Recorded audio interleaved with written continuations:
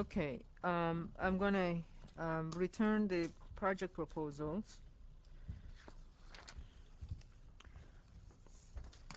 Prasant is not here at the moment, so put that here. Howard Lee. So, in case there's three students who proposed the content-based search and retrieval. It's you, David Lin, who's the fellow behind you right there, and Prasant, the guy who sits over there. If you want to team up, you're more than welcome to do so. I think the only person that mentioned explicitly wants to do that is Prasant. So if he does show up to school, to the class today in person, you might want to just chat with him. So he's not going to show up today. Anyway, you might want to, his email is pgvon. You might want to contact him via email. Let me just write that down.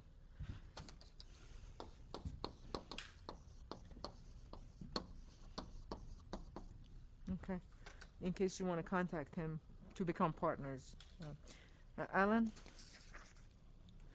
uh, the Galen team, and that's you guys. Did you get all your data from Yeah, sent some.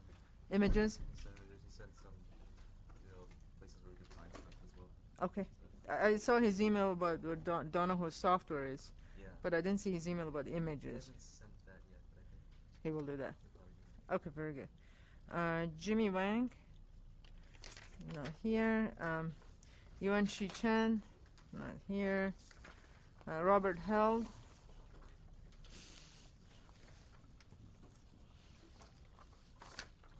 This is great.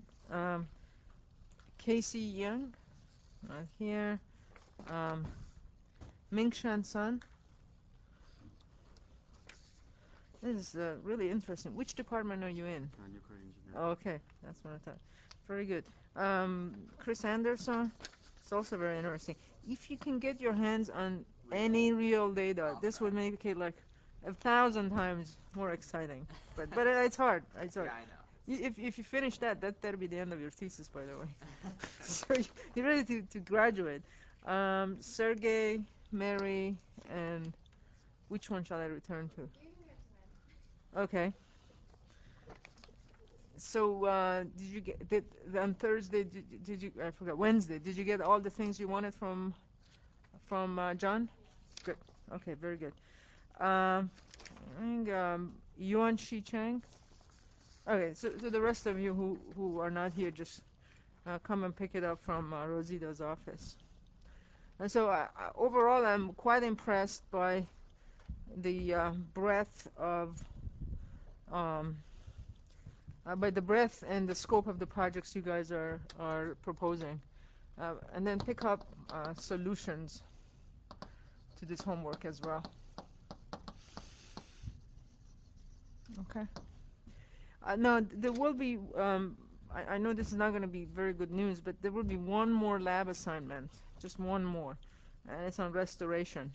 But in order not to ruin your spring break, and also because we haven't covered enough material on restoration for me to assign that, we're not putting it on the web yet. But once we make more progress, I will assign that last lab assignment. It's on restoration, and I think it's quite easy. Okay, any comments on today's homework? Did it take extraordinarily long or not? 5:10. Okay, good.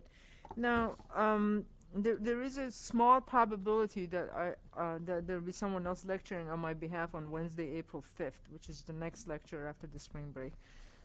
But if in case that happens, um, it shouldn't disrupt or change the structure of the class in any kind of a significant way. Okay. So, what I would like to um, let me fire up the zip file from Gonzalez and Woods. Okay.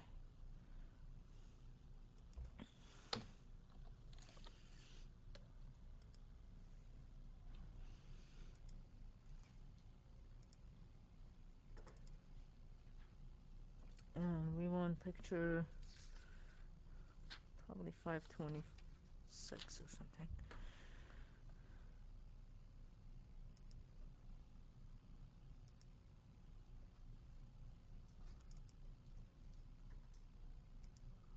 Okay, we won't be using the pictures on the screen too much today, but a little bit. Okay, so um, w- what we were talking about last time was basically um, restoration, and the where we ended things was techniques in restoration where you can actually come up with a model of the thing that degraded your signal. So just bring everybody up to speed on what restoration is and the usual picture. There's the original signal F that gets degraded, out comes G, then you pass it through the restoration box, and out comes G hat, right? Sorry, F hat. And we want to make sure F hat and F are as close as possible. That's that's the picture you want to remember. And many times, for restoration purposes, the box. Um, well, let me back off. So many times the degradation can be modeled um,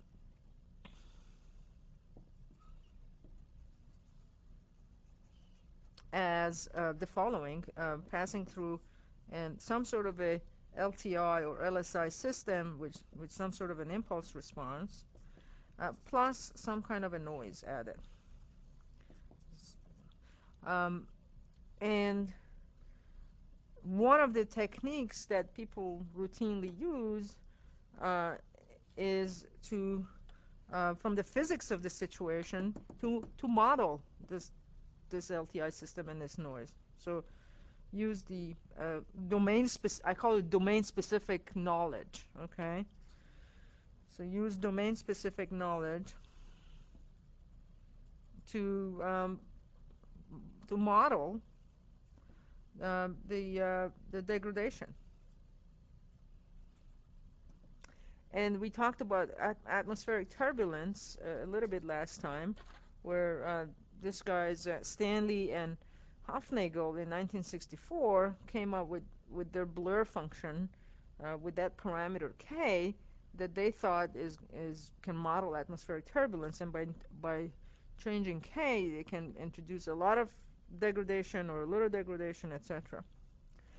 And another interesting, very simple model is motion blur. And just so that you get a feel of uh, how you can kind of deal with motion blur, I will show you an example of the model that one can apply, and the model that one can apply to kind of undo uh, uh, motion blur. Okay, so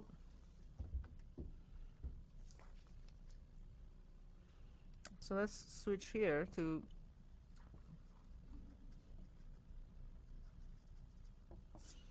the mathematics of that. So once again, we're going to be assuming. Let me move some of these things over here. So once again,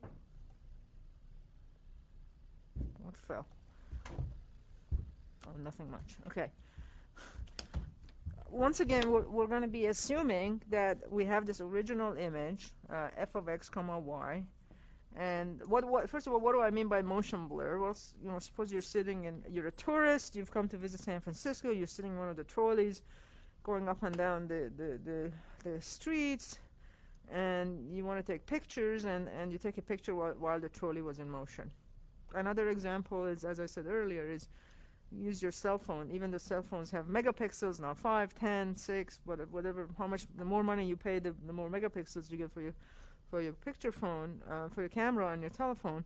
Um, the movement of your hand results in excessive blurrings. So in this case, we're going to uh, talk about it, derive a general motion blur model, and then for specific cases where motion takes specific forms, we see what it results in.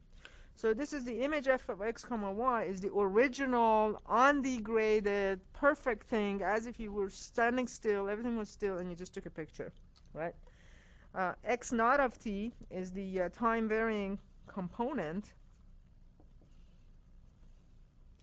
of motion along x, and then y naught of t is the time-varying component of motion along y.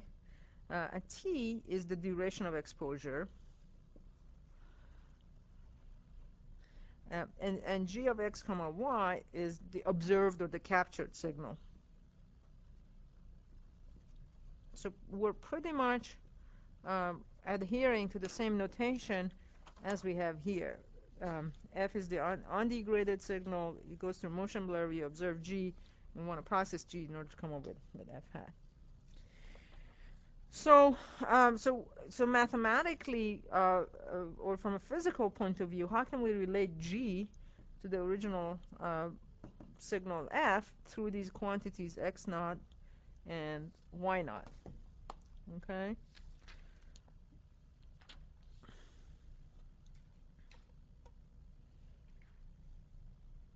So we can write g of x comma y as the integral of f for the time interval t, but not exactly f, but the moved or the shifted version of f. So you start with f, and rather than just writing f of x, it's f of x minus x naught of t, and y minus y naught of t. And that whole signal, essentially, when you take a picture, you can think of the exposure in the camera. The shutter opens, and when the shutter opens, how can you model on a CCD camera the picture taking process? You're integrating light for that time period where the shutter is open at each pixel location. And then the shutter closes, you stop integrating. So the basic thing you have to understand or to know in order to do this modeling is that the process of capturing an image is the same as integrating light over a small period of time. So I integrate that from 0 to t and time dt. So this is the basic kind of physics or the modeling that we start off with. And then from now on, we can then relate f and g together and thereby come up with a way of um, uh, way of um, undoing the damage that was happening to the signal. So given this thing, let's move things to the Fourier domain. So let's write down the Fourier transform of g of x comma y.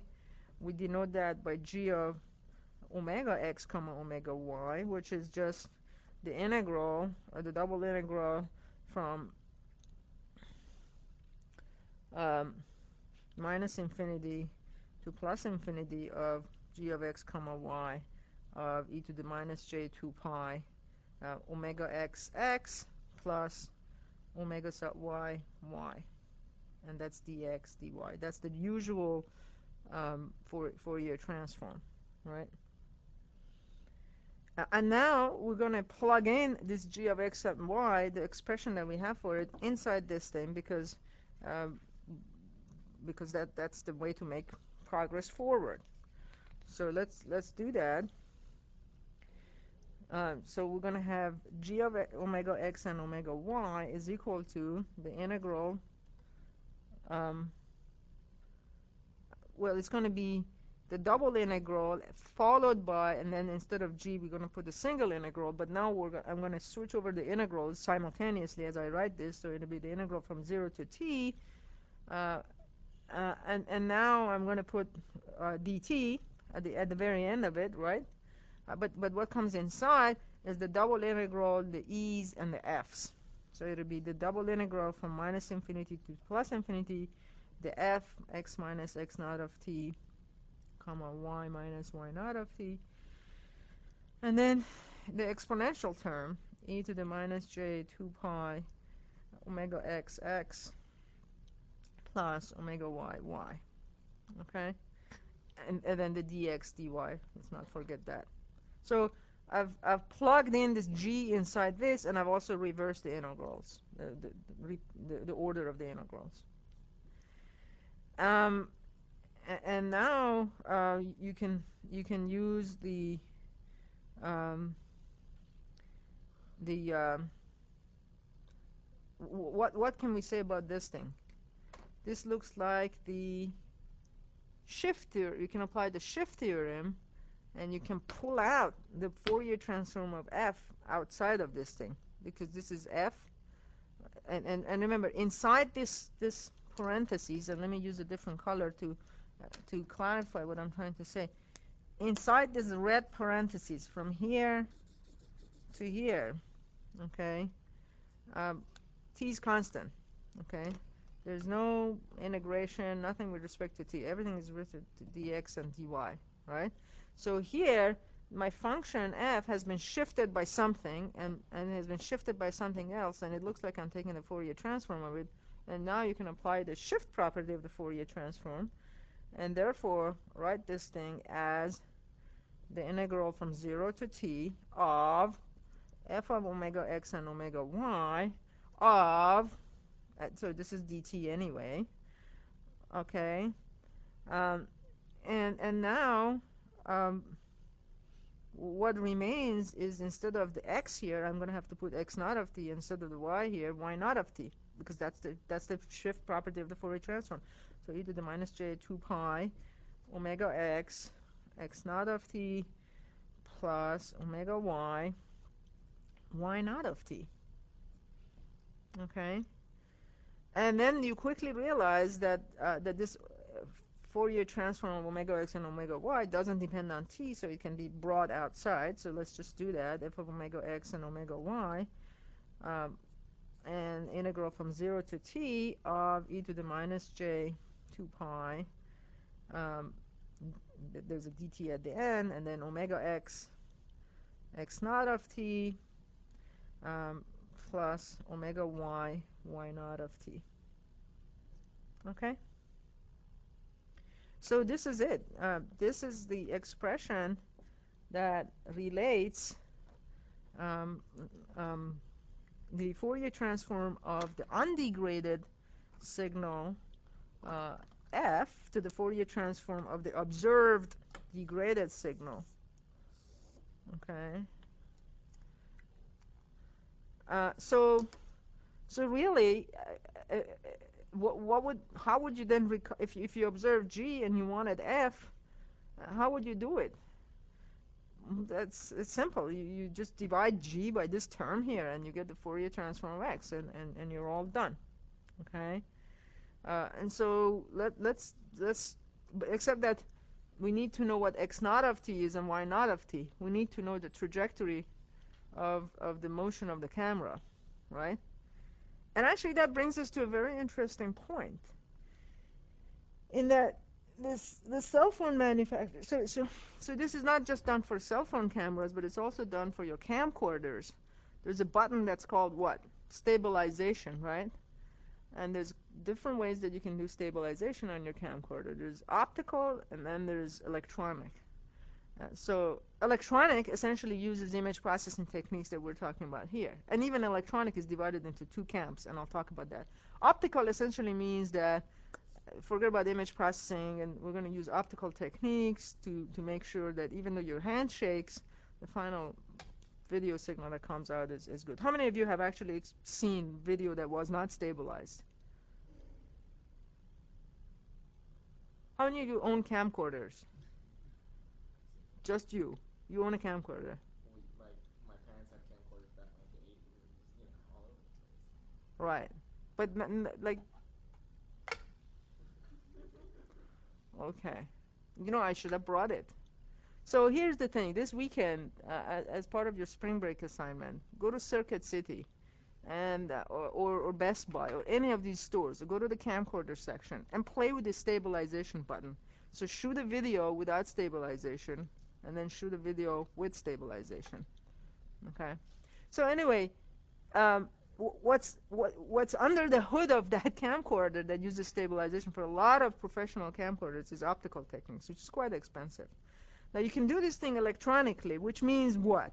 Which means you observe G and then you do calculations and you come up with F. And you can do that two ways. One of them, well, to do what we have here on the paper, if you can point back the camera to the paper, is we need to know what x naught of t and y naught of t is. And sometimes we don't know what it is. However, if there's a gyroscope on the phone or a gyroscope on the camcorder, you could estimate x naught of t and y naught of t using a gyro or any other INS system, inertial navigation system. And then you can solve this same problem quite easily. And if you don't have those, then you're really out of luck. Then if you're not doing optical stabilization, which is by far the best technique, and you're sticking to electronic, and you don't have a gyro, then somehow from some other method you have to estimate x naught and y naught in order to de-blur kind of your images. Okay, so let's for the sake of example now, in order for us to make some progress here, suppose that we know what x naught and y naught is, and the gyro or some other thing has told us that x naught of this is 0, um, and well, let's start with a very, very special case where there's no motion. If x naught of t is 0 and y naught of t is equal to 0 also, then it's straightforward. This is 1, this is 1, everything cancels out, and g of x comma y is just t times f of x comma y. Now, the more interesting case, let's say that we know we're moving along the x direction because the trolley was moving along I'm taking a picture of something in front of me, and I'm sitting on those trolleys, and it's moving this way, laterally. So there's only an x component, x naught of t, and let's just assume that my position was moving linearly as a function of time. In other words, I was at constant speed, which is not a bad thing to assume if you're sitting in a trolley or a car. So a times t over t. Okay, so this means that I'm moving as a constant speed along x direction, and y naught of t is 0. So I'm not moving towards the object, but I'm moving, as I'm taking the picture of the clock, for example, I'm moving this way. That's the direction blur is being introduced. So if I do that, what can I say? So first of all, I'm going to name this whole thing here as what? It's some sort of, it's g is relative to f times something which is a function of omega x and omega y, because these little t's are all going to get integrated. So this thing is nothing but h of omega x and omega y, right? So from here, I know that g of omega x and omega y is just f of omega x comma omega y times h of omega x comma omega y. Okay, so that's my fundamental model of what's going on, where h is given by this funny expression. And so if x naught of t is a linear function of t and y naught of t is equal to 0, I can plug it into here and compute the exact expression for my h guy, right? So roll up just a little bit more so that h can be seen. Great, thank you. So h of omega x and omega y in this case is just going to be given by the integral from 0 to t of, I'm plugging into here, e to the minus j 2 pi omega x, and then x naught of t, and omega naught is equal to 0 dt. And it's 0 to t e to the minus j 2 pi omega x times x naught of t is a little t over t dt, which means it's equal to t over pi omega x a sine of pi omega x a times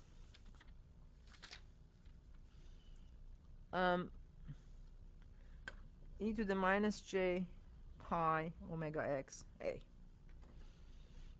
Okay?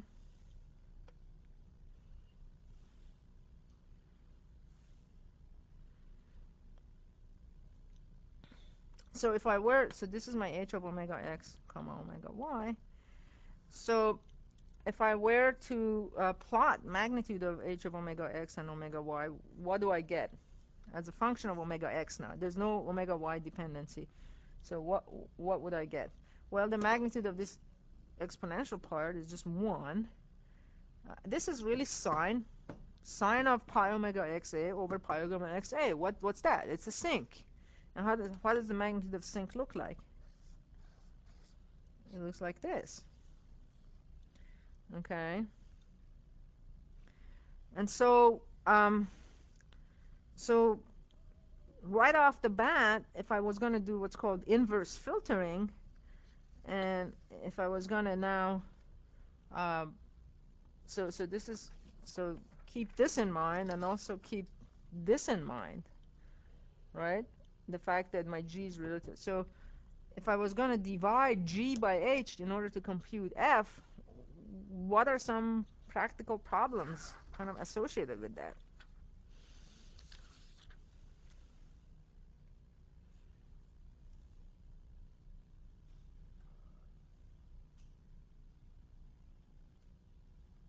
also isn't supposed to be gone forever. Yeah, the zeros are gone. So what Chris is saying is that if I divide g by f, I'm sorry, g by h, and h has these zeros, essentially the frequencies of my original signal f at which h is 0, like this guy, this guy, this guy, whatever those numbers were, they got multiplied by 0, and the output, the frequency at those frequency g is equal to 0, so those frequencies are gone forever. They've been annihilated. They've been killed, if you will, right? And from a mathematical point of view, I mean, if this was a kind of an undergraduate project of some kind, you know, if you just blindly divide g by h, what would you get in your C code? Error. I forgot what what's the thing if you divide by 0 in C? Exception. I can't remember what the things are anymore. Exception error, you say? Core dumped or something like that, right?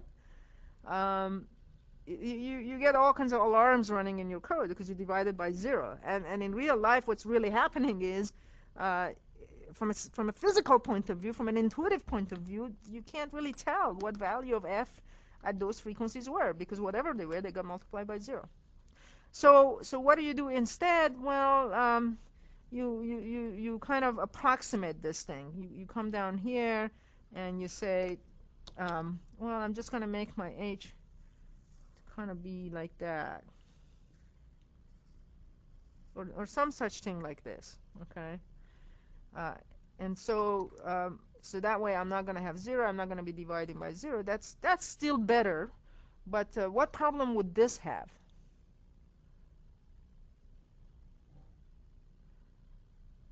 Because I'm multiplying g by 1 over h, right?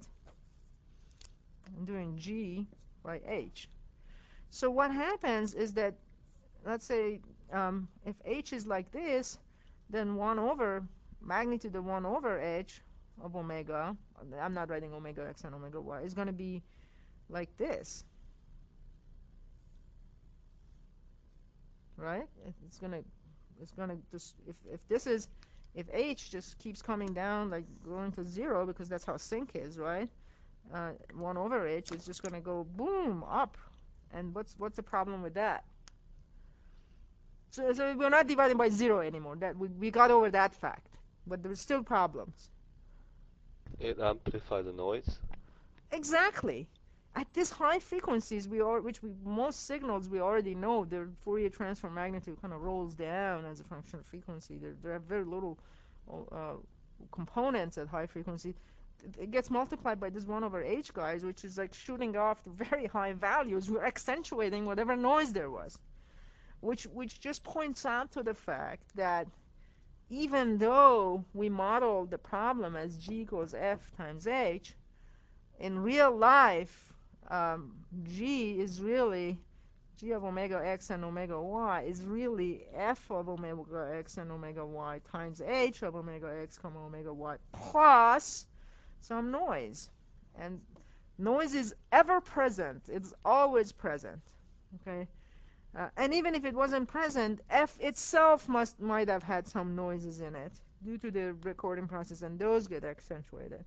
So for that reason, not only you want your 1 over h to be like that, but maybe you want your 1 over h to, you want to flatten it. You're going to do this, but then you're going to prevent it from shooting up like this in order to result in a reasonable kind of an image.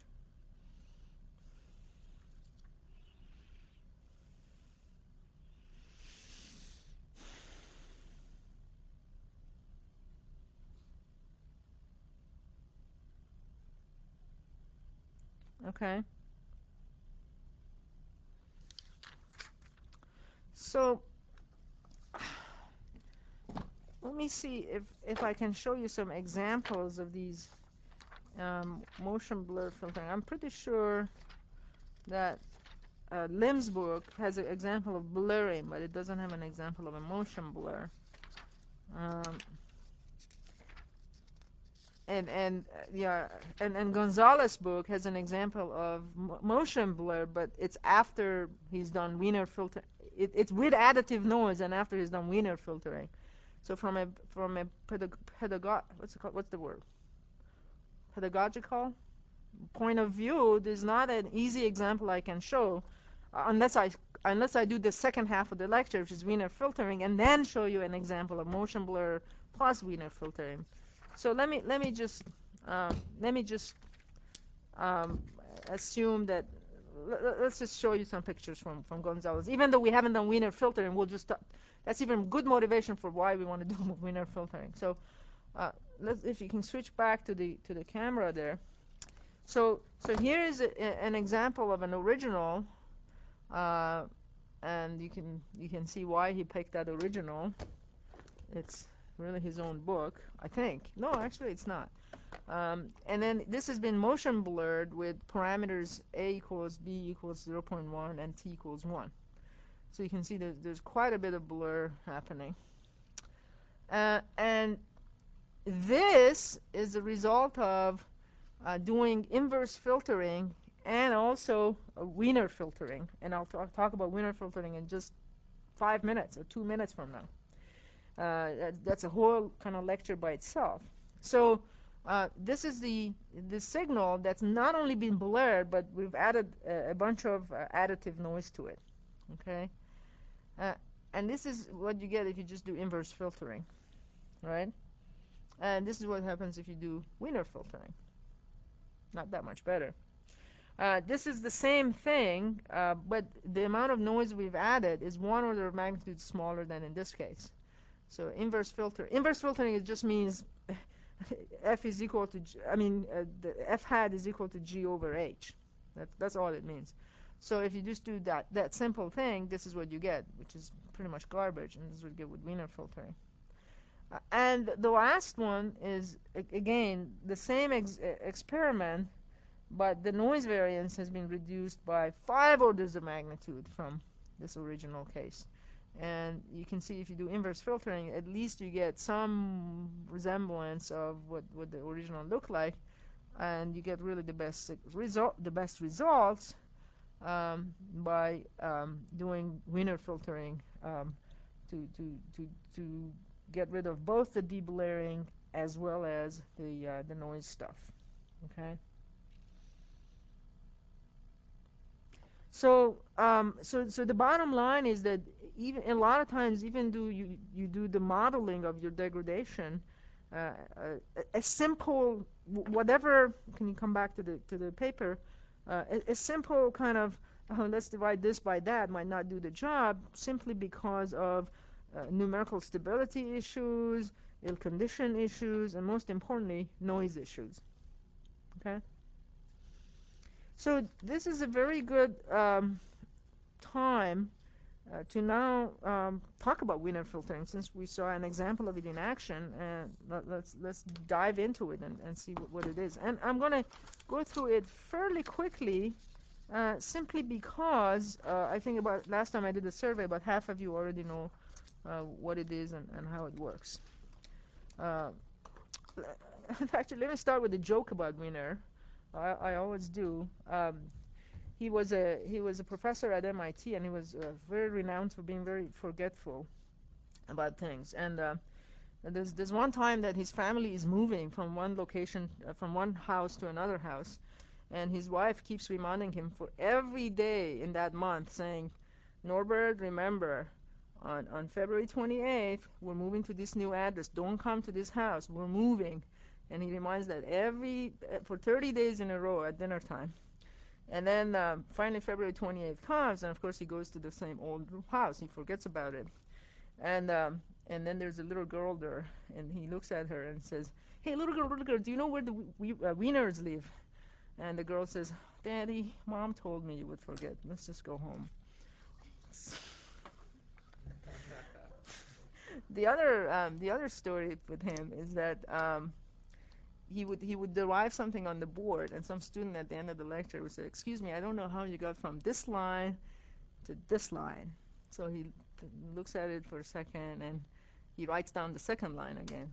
And the student says, "Excuse me, but I still don't know how you got from this line to this line." And he looks at it, thinks for a minute, and then he writes the second line again.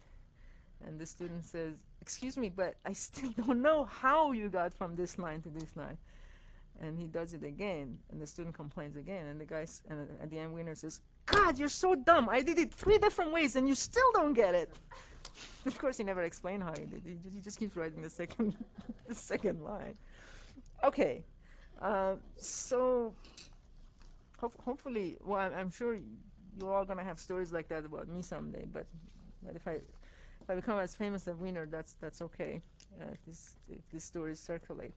Okay, so winner filtering. Before we start talking about that, um, I want to talk about random processes.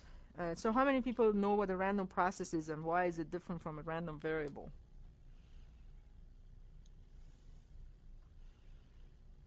Who doesn't know that?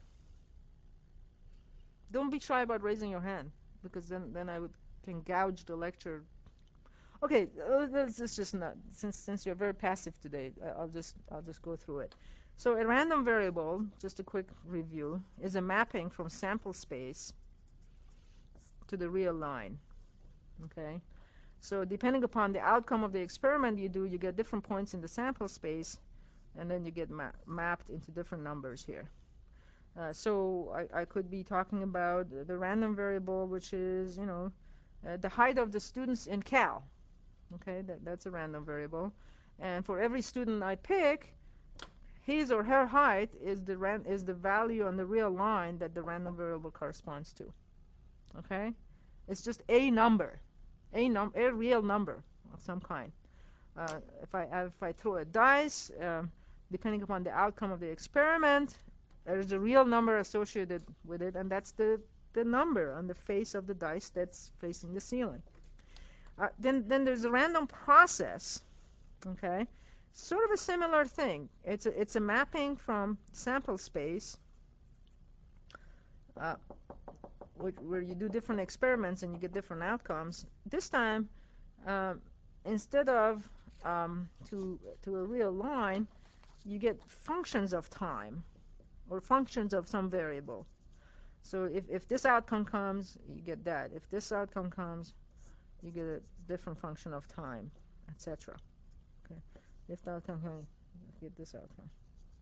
Okay. So for example, I could say that that I can talk about the following random process. I could say uh, a random process is the time Cal students wake up in the morning for a whole year. So every day of the year, we just investigate to see, what time did you wake up on Wednesday, Thursday, Friday, and then et cetera, et cetera. So So depending upon what point I pick in the sample space, this is like Chris, this is Alan, this is VJ, this is Mary, etc. Depending on who I pick, I get a different curve. Like for example, if I pick a person who's not in the room, that person is usually a very late sleeper, right? Otherwise they would have shown up to lecture. Um, and so then I get a waveform, right? For depending upon what the outcome is, I get a different waveform. And then there's the notion of stationarity. And what does stationarity mean? Well, stationarity means that if you look at these waveforms resulting in a random, intuitively, but I'll give you the intuitive explanation and then we write down the mathematical. Intuitively, we say that this random process is stationary is if by looking at these waveforms, I can't derive an absolute notion of time, what time it is. So if I look at this waveform, I can't tell whether I'm looking at January or February or first week of May or the second week of May, etc. In other words, there's no absolute notion of time. I can shift in the waveform would look just the same if the time shifted. Intuitively speaking, that's what stationarity means. Okay? So mathematically, what that looks like, so stationarity is an important property of random processes, and stationarity, mathematically what it looks like is that probability that my random variable x at time t1, at time t2, at time t sub n takes on the value x1, comma x2, x3, these are capital X's, all the way to xn, is equal to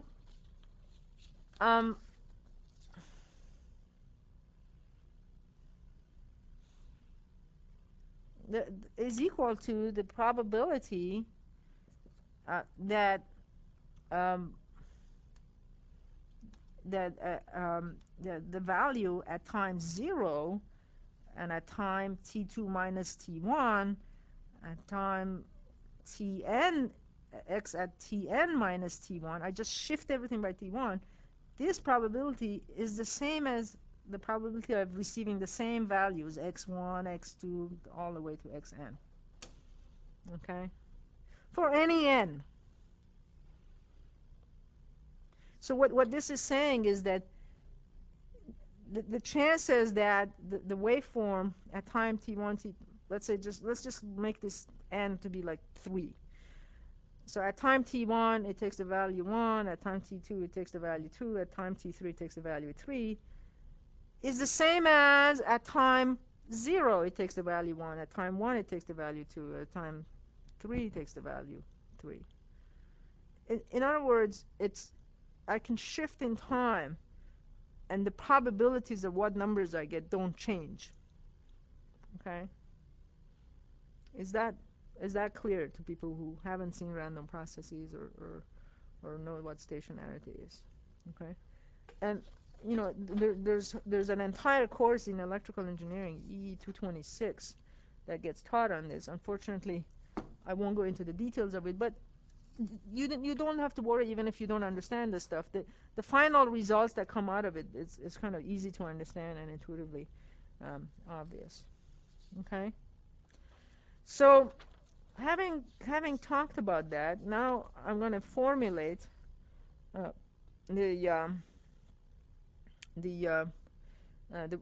idea of Wiener filtering. So having said all these things, what is Wiener filtering? So actually, before I do that, let me just try to give one more example of stationarity. So if I were to plot the times that you wake up, can you say this is a stationary random process?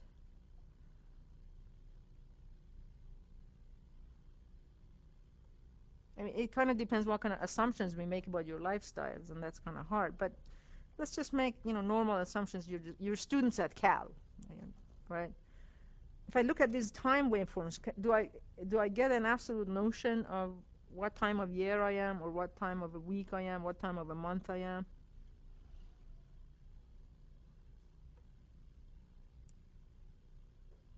And that, so is it, I think we could, right? So does that, no, it's not, you can't? Like, I mean, don't you sleep longer on the weekends? You don't? Don't you sleep less on the exam week? No, you guys are not typical students at all. We have big problems here. Don't you sleep longer, like in the summer or winter I mean, there's got to be some variation as to what time you actually just look at your schedule now. Even if you don't sleep less for the finals, which I thought you would, and you don't sleep longer on the weekends, which I thought you would, you have to wake up on Wednesdays and Fridays at 9:30 or 8:30 to make it to this class. You don't do that every day, right?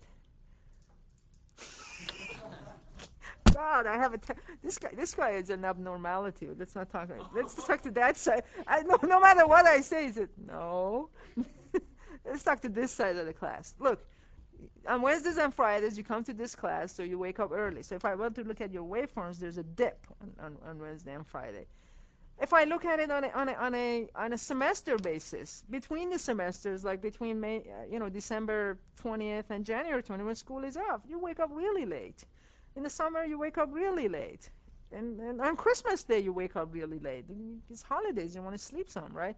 So these waveforms are not stationary. This example is not stationary because by looking at them, you can infer time. You can infer absolute time. They're not shift invariant, if you will. They're not stationary. Okay, so much for that intuition. So let's talk about Wiener filtering. You start with F, your original signal.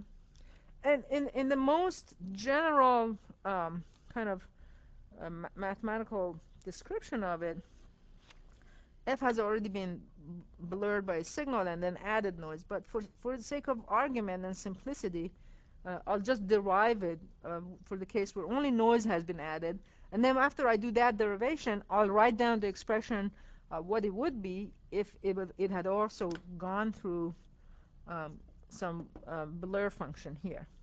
So G of N1 and N2, and this is the observed, and pass it through an LSI system, H of N1 and N2, and we want to get F hat. So this is what we'll consider, but more generally, you can think of F passing through a blur function, B of N1 and N2, and then added some noise, and then we observe G, and then you pass it through an LSI function, H of N1 and N2, and comes F hat. So this is more general, but for the sake of simplicity, we'll concentrate on this.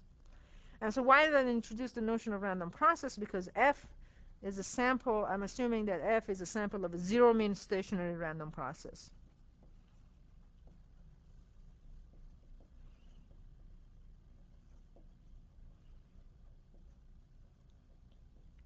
We're going to assume W is a sample of a zero-mean stationary random process. And we're going to assume that F and W are independent of each other. And what does that mean? Well, that means the amount of noise that got added to the signal doesn't depend upon whether the signal value was high or low or what XY coordinate it was, etc. They're independent of each other. So the noise doesn't know what's happening in the signal. And this is an assumption we make, and in real life, sometimes that doesn't hold. For example, what's a practical situation where that's not true? Photographic noise, the noise on photographic films, sorry, that many times it's not additive, but rather it's multiplicative, and I'll talk about that towards the end of this restoration discussion. But not only that, not only that it's not additive, but it's signal dependent. The parts of the signal where the energy is higher, the noise is higher, and the parts of the signal values are smaller, the noise is smaller. But we're assuming that that's not it. In this case, they're independent. And what we're going to be doing is we're going to be kind of defining a metric. So as I've said many times in the restoration discussions, we want to make sure F hat comes as close as possible to F. Okay. So ideally, what we'd like to do is want to define this metric such that F hat is as close as possible to f. And what does it mean as close as possible? Well, we want to make sure that the error between them is minimized. So the error between f and f hat is this. Well, we're going to have to square it, otherwise the positives will cancel with the negatives. We square that. And furthermore, because these are random processes and there's randomness involved, we can't talk about f and f hat, but rather we talk about their expected value. So our goal is to minimize the expected value of the square of the error between f and f hat. Okay? And the way to do that is to apply what's called orthogonality principle. And that's a principle straight from, it's taught in EE 226 and straight from random processes classes. So this is essentially a linearly square error problem.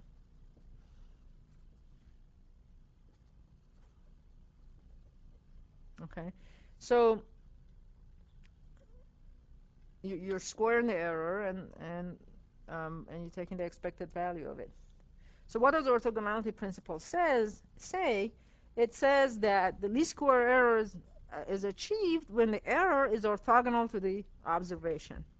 So it says least square error is achieved, which is what we're doing, when error is orthogonal to observation. And you have to be careful what you mean by orthogonal. Orthogonal in geometry means like this, right? But like a line is orthogonal to another one. In the probability space, in the statistics probability random process type space, what does orthogonal mean? That's right, they're uncorrelated. So what that means, the error, which is f minus f hat, is orthogonal to g. That means f minus f hat must be uncorrelated with g. In a statistical sense. Remember, we're not doing statistical signal processing. Okay? So now our goal can be rewritten as the following. What we want to do is we start with f, we've added the noise to it, we observe g, we pass it through this filter h, we get f hat, and we want to design, our goal then can be stated at design, this is n, design h, so that f minus f hat is orthogonal to g. Okay? So the next, I don't know, 20 minutes is a lot of equation writing, but the flow is pretty easy to follow. So stop me if you get lost or if you don't understand something, etc. So what do we mean f minus f hat is orthogonal to g, or uncorrelated? That means expected value of f minus f hat times g is equal to 0. But now I have to start putting all these indices, which is what makes this thing kind of confusing. Or not confusing, it makes it very notation intense. So it's f of n1 and n2 minus f hat of n1 and n2 times g of m1 and m2 has to be equal to 0 for all n1 and n2s and m1s and m2s. Okay? So this has to be, orthogonality principle says that this has to be true. So now I can multiply this by this by this, and expectation is a linear operator. So what that, from here, what they imply is that expected value of f of n1 n2 times g of m1 m2 is equal to expected value of f hat of n1 and n2 g of m1 and m2. Okay. Now, and remember, so we want to make this thing true, and our goal is to find h. Where if you want to find h, well, we better express these things in terms of h so that we have a shot at finding h that makes this thing come true. So h really is just is related to all of these things in the following way, is that G convolved with H is equal to F hat, right? F hat, our final estimate, is G convolved with H. So we better replace all these F hats everywhere with G convolved with H. So let's do that. So how do we go about doing that? Well, let's just write the left-hand side as is. Expected value of f of n1 and n2, g of m1 and m2 is equal to, now I'm going to replace this f hat with g convolved with h, is equal to expected value of something times g of m1 and m2, right? Now what's that thing? It's f hat. Well, now I'm going to replace f hat by the convolution of g and h. So what's convolution of g and h? Well, it's the double summation over k1 and k2 of h of k1 and k2 times g of n1 minus k1 and 2 minus k2. It's the good old convolution. So what can we say about this? Well, first of all, there's an expression for this thing up here. Expected value of f of n1 and 2, g of m m1 m2. It's the cross correlation between f and g, right? So and I'm going to write cross correlation by this notation r. So the top line here is nothing but rfg of n1 minus m1 and 2 minus m2. That's equal to, now let's talk about the bottom line. What can we say about the bottom line? Well, I can bring the expectation inside the summation, and H is a deterministic filter, and I can bring the expectation and apply it to these G of M1 and 2 and G of N1 minus K1 and 2 minus K2. So it'll be double summation of K1, K2, H of K1 and K2. And what's the expected value of this G times this G? Well, it's the autocorrelation of G, which is R, I denoted by R sub G of n1 minus k1 minus m1, comma, n2 minus k2 minus m2. So this is the cross correlation.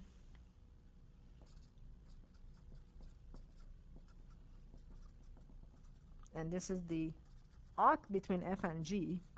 This is the autocorrelation of g with itself. And what do we know about, for example, autocorrelation of G?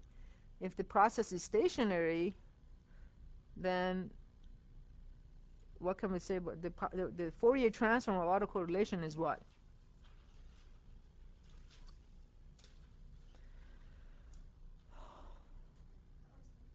That's it. Good. So if G is stationary, that's the one thing we know about it. Okay. So now I'm going to do a change of variable. There's too many n1s and minus m1s hanging around. I'm just going to replace all the n1s minus m1s with a new variable. Let's say, I don't know, p1, and n2 minus m2 is with p2, but I don't like p's either, so I'm just going to do another change of variable. Use n1 for p1 and n2 for p2. So the upshot of all of these things is combining the two things together is RFG of N1 and N2 is equal to the double summation of K1 and K2 of H of K1 and K2, and now I'm just going to get rid of N1 minus N1, just put N1. R sub G of N1 minus K1, comma, N2 minus K2. Okay?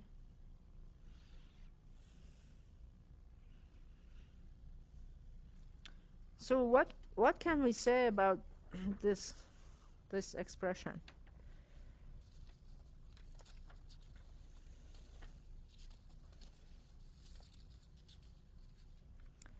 What does the right hand side look like?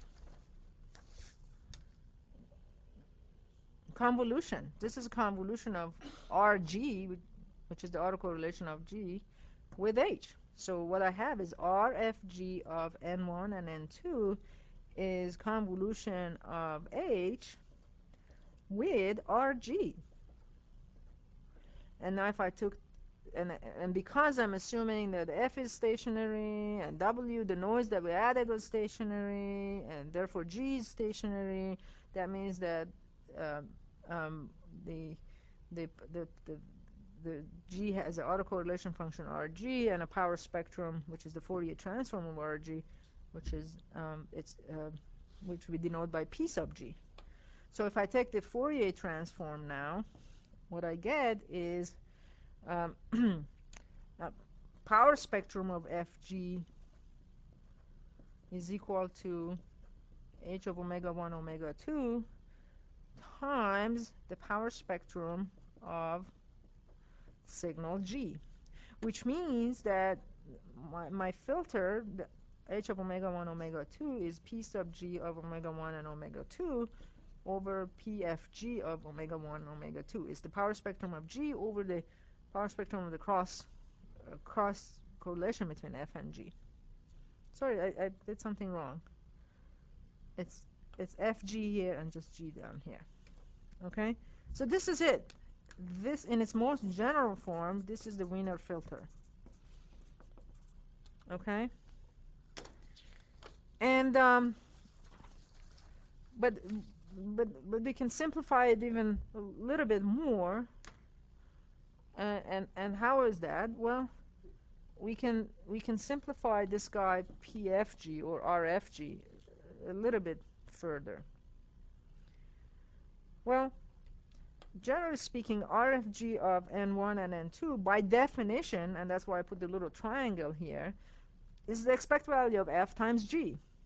Expected value of F times G, except that they're shifted by N1. So if it is F of K1 and K2, G would be K1 minus N1, comma, K2 minus N2. Okay? But now, I already know that G is related to F. In my simple assumption,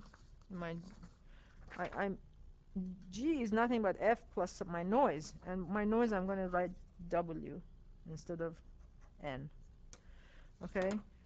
So we know that G is nothing but F plus W. So this is equal to, so RFG of N1 and N2 is nothing but expected value of F of K1 comma K2 times something else, and that something else is F plus W. F of K1 minus N1, K2 minus N2, plus W of K1 minus N1 comma K2 minus N2.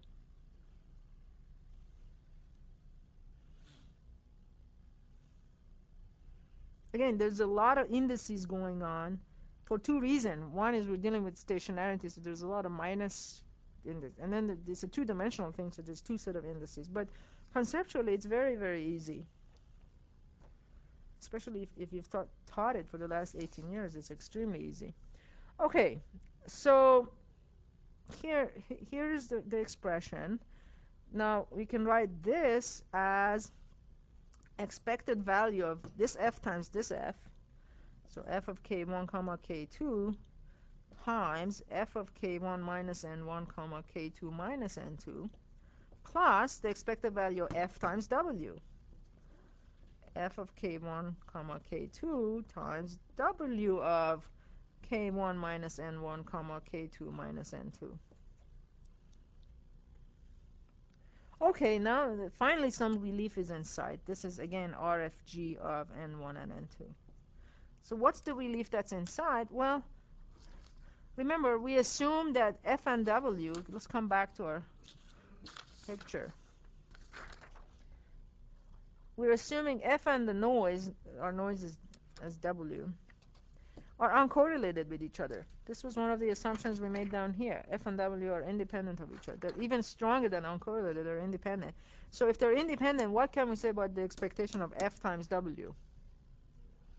That's right. This is just one big fat zero, thank God. And what's the mathematical expression for that? Expected value of F of K1, K2, F of K1 minus N1, K2. What's that called by definition? It's the autocorrelation of f. So it's just nothing but r sub f of n1 and n2, because the time distance between these two is just n1 and n2. So RFG of n1 and n2, because we assume that f and w are independent at the beginning, that assumption came to our rescue. Every time you have to prove a problem, if you don't use all the assumptions that the problem gave you, then you know that you didn't do the thing right. Or you can start solving a problem and you get stuck, insert an assumption to make more progress. You get more stuck, insert more assumptions to make more progress. Okay, so now I can plug this back into this thing that I had up here. I'm going to remove, remember I had this thing, RFG equals H convolved with RG. So now that I discovered that RFG is nothing but RF, I can plug it into here, right? And if I do that, what do I get? Well, instead of RFG is equal to H convolved with RG, I get RF is equal to H convolved with RG. Okay?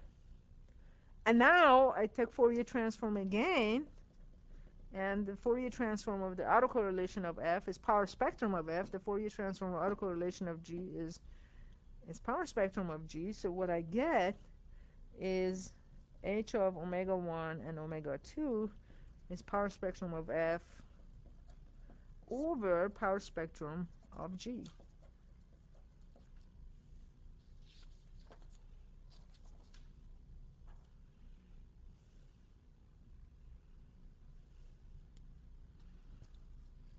And I'm almost done, except for one more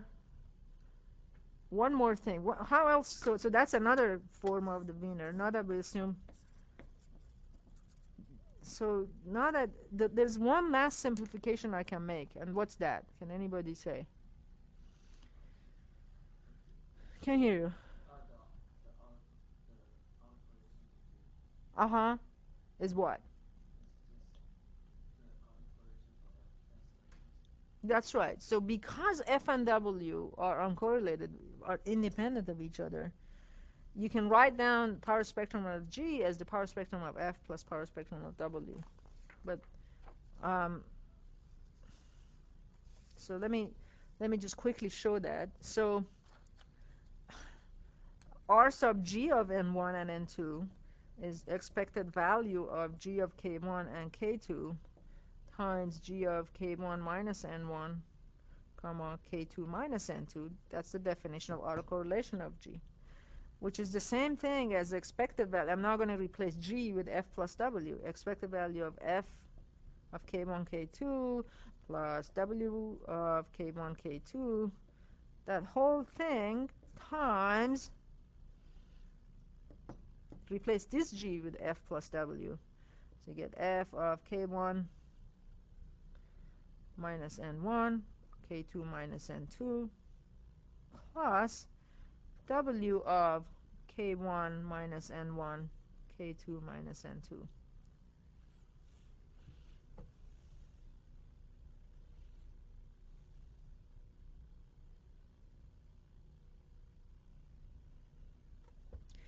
So now I can cross multiply. I can multiply this f by that f, this w by this w. I can multiply this f by this w, this f by that w. So what I get is 4 terms. Expected value of f, k1, k2, k1 minus n1, k2 minus n2, plus expected value of this f times this w. So f of k1 comma k2, w of k1 minus n1 comma k2 minus n2, plus this w times this f, expected value of w of k1 comma k2, f of k1 minus n1 comma k2 minus n2, plus this w times this other w, expected value of w of k1 comma k2, w of k1 minus n1 comma k2 minus n2. You can see why I'm solving the simplified case. If I had blurred the signal over, there'd be even more notation to play with. Okay, wow. So can we now get rescued? Is there something we can do to simplify this? Yeah, F and W are independent of each other. So thank God, this just goes to 0, and this goes to 0 because F and W are independent. Okay. And what's this? The top line is autocorrelation of F, and the bottom line is autocorrelation of W. So this is R sub F of N1 and N2 plus R sub G of N1 and N2. Sorry, R sub W. Which means that now if I take the Fourier transform of that, which means that P sub G of omega 1 and omega 2 is P sub F of omega 1 and omega 2 plus P sub W of omega 1 and omega 2. That means the power spectrum of G is the power spectrum of F plus power spectrum of W. And what good can I get out of that? Well, plug it into the last version of the Wiener filter we had. We had this P sub G hanging here. I'm just going to remove it, and I'm going to plug in P sub F. So let's do it. Combine these two things together, and what I get is H of omega 1 and omega 2 is P sub F of omega 1 and omega 2 over P sub G of omega 1. Not P sub G, P sub F of omega 1 and omega 2 plus P sub W of omega 1 and omega 2. So this is it. This is my final form of Wiener filter. Nothing more to simplify, nothing to add, nothing to subtract. And let's just spend a little bit of time interpreting that. Now that we spent so much time writing equations down, let's just interpret that and talk about the meaning of it a little bit.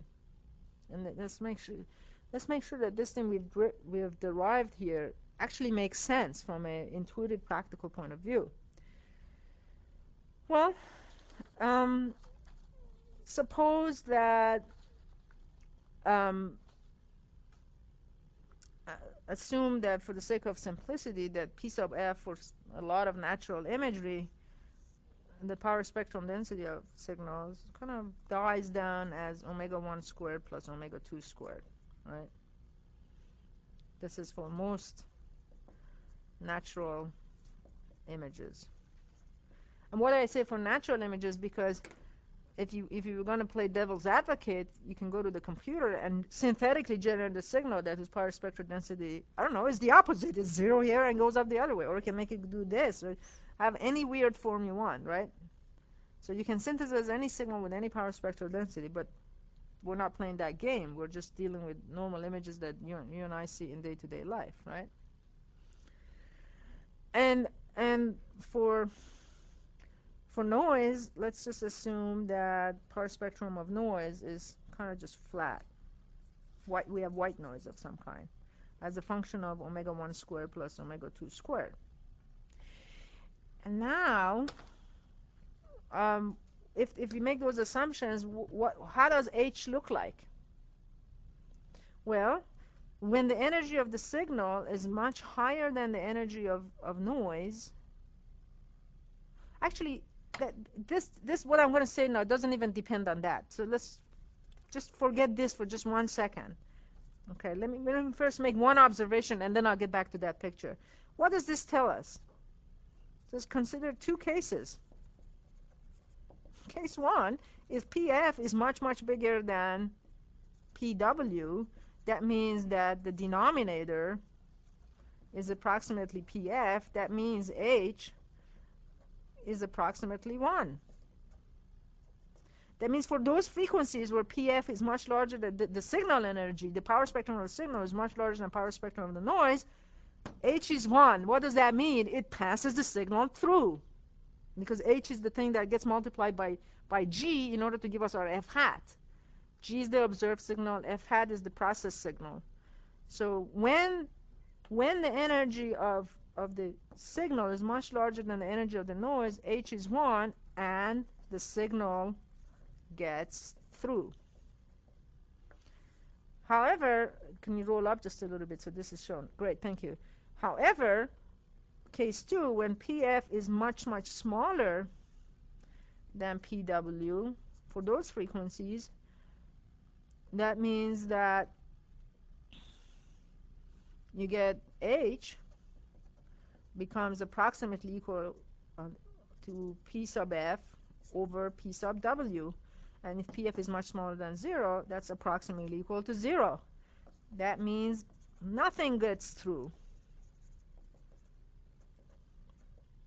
0. It doesn't pass anything through.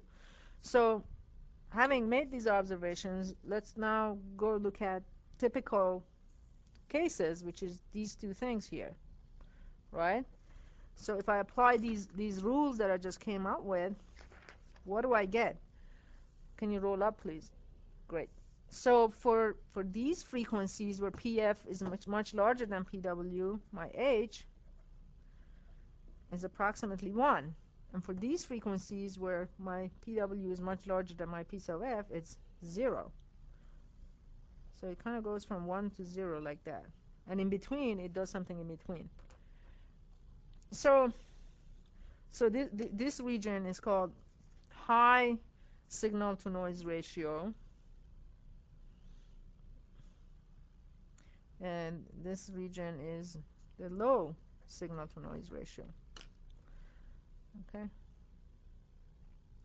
So that's good. But so that's an encouraging thing that the filter we've come up with makes sense. And however, there's some other kind of bad news in this whole thing, and I really would like to talk about it before the end of the lecture. Or maybe I shouldn't, because that would ruin your spring break. No, it wouldn't. So what's the bad news here? I mean, look at this thing. It says that we have to design our filter knowing P sub F and P sub W. And what's P sub F? It's the power spectral density of F. What's F? F was the thing we're after. So it sounds like that we're going in a circle, right? Remember this picture. F was the original thing. This is the thing we don't know. This is the thing we know. And G is the thing we observe and we know, and our hope is that by passing it through this H guy, we can get this F hat that resembles the F, but F is the unknown. And yet we have derived an expression for H which requires power spectrum of F. So it really just makes us feel like a fool, right? Well, not quite. Not too bad.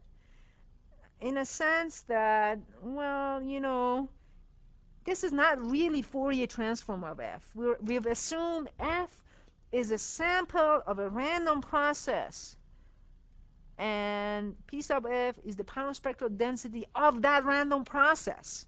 So we can assume that all natural imagery belong to some stationary random process with some universal P sub F, and we can just use that in this expression, can't we? Yeah, you know, you can do some hand waving and convince anyone of anything, right?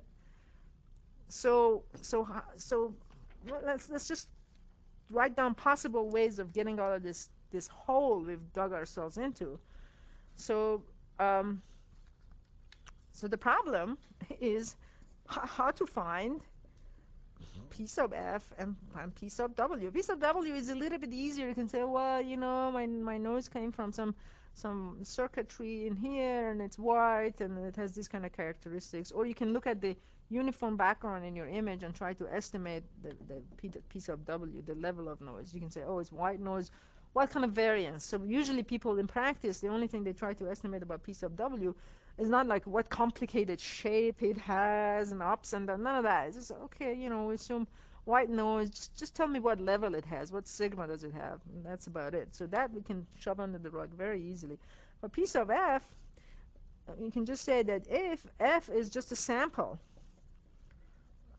of a random process, so you know, I can average, one way to come up with P sub F is I can average the Fourier transform of lots of imagery, a lot of natural imagery, And you know, if you're taking the MRI course and you're doing all of these things for MRI restoration, then take average, compute this over a bunch of MRIs. If you're doing knee MRIs, average it over all the knee MRIs or something like that to get some statistics about what P sub F is. Okay? And generally speaking, as I said earlier, people assume, you know, P sub F kind of rolls down like this, and you can model it and say it rolls down at a specific rate, etc., etc. Or you can kind of assume some sort of a model for P sub F and estimate the parameters of that model. It's called parametric modeling. Okay, parametric modeling of spectral of the spectrum. And in fact, there's a chapter 6 in Eennlb that we skipped, but that thing is all about spectral estimation. So estimate parameters of P sub F by observing. By observing what? The only thing we got to observe is what? Just G. There's nothing else. By observing G, right? So as if there's not enough bad news, there's one more bad news on top of that. So let's say we kind of shove under the rug and we compute some sort of a P sub F and P sub W. What's the last bad news for today? And that is most images are not stationary. Okay?